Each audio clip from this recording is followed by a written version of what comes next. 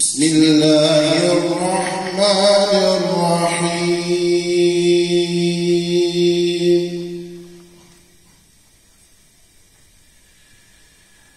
إن في خلق السماوات والأرض واختلاف الليل والنهار لآيات لأولي الألباب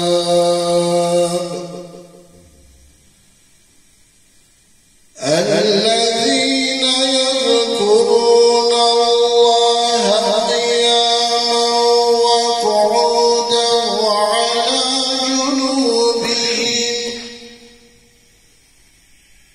وعلى جنوبهم ويتفكرون في خلق السماوات والأرض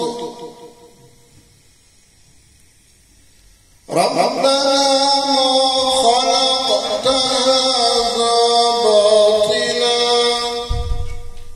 سبحانك فقنا عذاب النار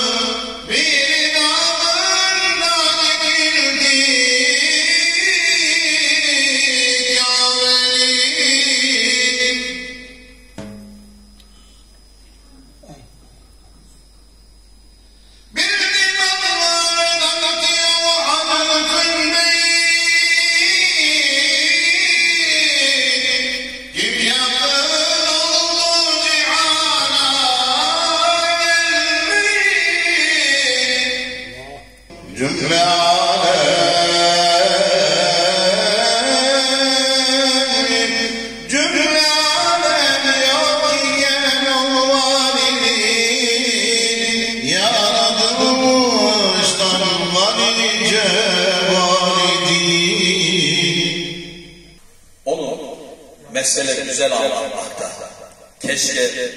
Keşke ahlakımız onu şöyle çok güzel anlatsa, edebimiz, iffetimiz onu daha güzel anlatsa keşke. Keşke akrabalık ilişkilerimiz, komşuluk ilişkilerimiz onu daha güzel anlatsa. Keşke yoksulun elinden tutarken onu daha güzel anlatsak, mazluma yardım ederken onu daha güzel anlatsak. Hani Hira mağarasından gelince beni örtün diye telaşla terlemiş, titremiş, ürpermiş Hatice annemiz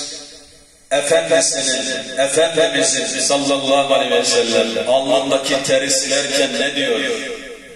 Vallahi Allah seni utandırmaz, vallahi Allah seni yalnız bırakmaz, mahcup etmez, korkma. Neden? Çünkü sen akrabayı gözetirsin, sen yoksulun elinden tutarsın, senin özün doğru, sözün doğru, sen yolda kalmışa, yetime, öksüze sahip çıkarsın, sen mazlumun hakkını alırsın, vallahi Allah seni yalnız bırakmaz. Onu Hatice'si öyle güzel anlatmış ki, ama Hatice annemiz onu böyle anlatınca bir iltifat gelmiş. Nereden? 7 kat göklerden bir iltifat, bir selam gelmiş. Kime? Hatice annemiz.